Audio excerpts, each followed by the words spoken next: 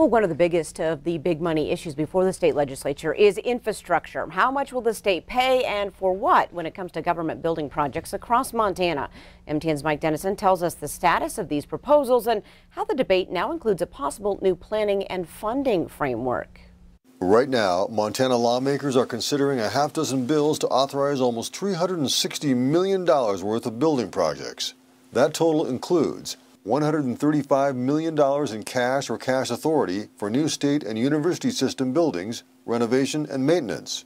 Among these projects are $20 million to fix up state fishing access, parks, and other recreational sites, $12 million for maintenance and improvements at the state capitol complex and other buildings statewide, and $5 million for a new veterans nursing home in Butte.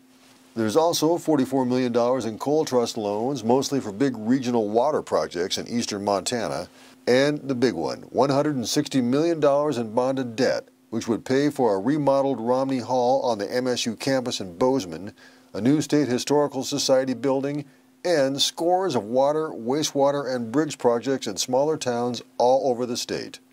But state borrowing requires approval by 2/3 majority of each house, and for several sessions now, a conservative bloc of Republicans has blocked bonding bills for infrastructure.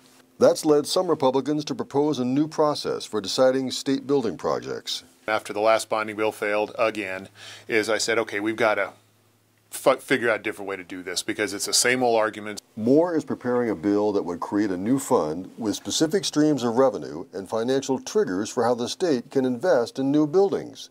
Republican Representative Mike Hopkins of Missoula, who chairs a panel that reviewed the building plans, says it resembles a vetting process already in place for many smaller projects. We want to take that system and we want to attach it to the overall conversation around infrastructure in the state of Montana. Moore also says creating this process may encourage some who've opposed bonding bills to support one this session. But I still think it'll help the comfort level even this session because this will go into effect in the next biennium. Democrats say they may support the concept, but that a bonding bill needs to pass this session.